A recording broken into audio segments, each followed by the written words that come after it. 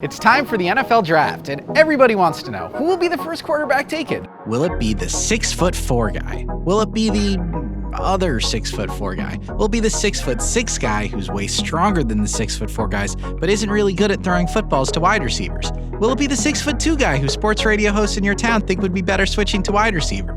Every year, regardless of the year, each of these guys gets drafted, along with a few dozen other 6'4" guys. But this year, there's a quarterback who can truly break the molds. Oklahoma's Kyler Murray, the best quarterback in this year's draft class. Kyler is a lot of things. He's a baseball prodigy. He's a historically efficient passer. He's an explosive ball carrier, and he's tiny. How tiny? We don't know, but pretty tiny. All these things combined to make Kyler Murray unlike any quarterback in the history of the NFL Draft. Last year, Murray was taken 9th overall by the Oakland A's in the MLB Draft. Why? Hell, I don't know. You're watching a football video. You can go read that chapter in Moneyball where Billy Beane talks about how the new market inefficiency is drafting players who are worse at baseball than they are at other sports. At the time, I would advise Murray to go pro in baseball because baseball is a sport where you get to spend all summer long hanging out with your friends in the sun eating sunflower seeds. While football is a sport where you spend all winter getting your ass kicked by 300-pound defensive linemen. I'll take the sunflower seeds. I don't even like sunflower seeds. They're so hard to eat.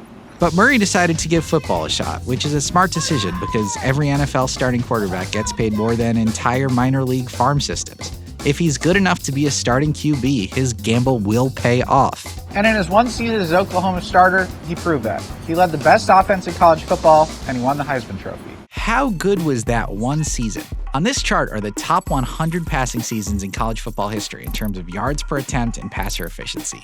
This dot here, Cam Newton's lone season at Auburn. Here's Marcus Mariota in 2013, and here's Marcus Mariota in 2014. Down at the bottom left, that's Tim Tebow, who isn't as good at baseball or football as Kyler. Then, when we get up into the top right here, we're going to start encountering superstars. Here's Russell Wilson in his lone season at Wisconsin. Here's Michael Vick at Virginia Tech. This dot here is Baker Mayfield's 2016 season. This dot here is Baker's 2017 season when he won the Heisman. And almost directly on top of Baker Mayfield's dot, but distinctly a little bit better, is Kyler Murray's 2018 season. Baker and Kyler played in the same system in Oklahoma, but Kyler had slightly better stats, and if you look at Baker right now, he's doing pretty well in the NFL. His one season as Oklahoma's starter set the all-time record in yards per attempt, and would have set the record for passer efficiency had Alabama's Tua Tagovailoa not slightly outperformed him last year. Don't worry about Tua for now. We'll be making a video on him in like 364 days. Think about that. Every quarterback you've ever loved is below Murray on this chart, down and to the left. He just had the greatest passing season in college football history. And Murray's greatest attribute might not even be his passing. It's what he can do with his feet. He didn't run the 40-yard dash at the NFL Combine, but I'm not even talking about his straight line speed.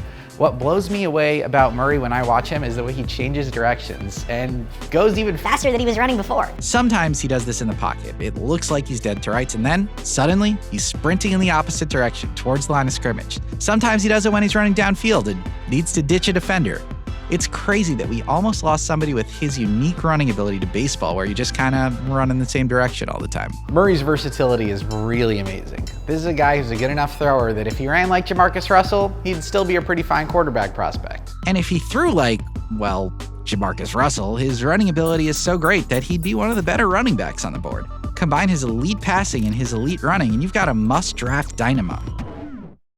One thing that scares teams away is his height. Here's the height of every quarterback measured in the NFL Draft Combine, and here's Murray all the way down here at 5'10". No quarterback shorter than 6 feet has ever been picked in the first round of the draft. Adding to the confusion is the fact that Murray has refused to let his height be measured since the Combine, leading to speculation that he somehow juiced his height by stretching his body or standing on top of a child while wearing a large trench coat. A 5'9" or maybe 5'10" dude being shady about his height? What is this? Every dating app in world history? But here's the thing. Height doesn't matter. People have done studies and found no correlation between quarterback height and quarterback success. In fact, all they found is that NFL teams have a habit for drafting bad tall quarterbacks way earlier than they should be drafted. Remember that stuff we were saying about Jamarcus Russell earlier? Yeah. Murray plays in such a way that neutralizes his lack of height. His speed allows him to scoot around linemen to create throwing lanes, and I'm not too worried about his frame holding up against NFL tacklers because, honestly, I don't think he's going to get tackled a lot. He uses his speed and his incredible feel for the game, and in almost every play where he runs, he ends up taking the ball out of bounds, sliding in the field of play, or scoring a touchdown.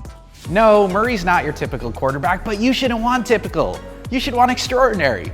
And Murray's a teeny tiny touchdown tossing, tackle evading dynamo. He gambled on football.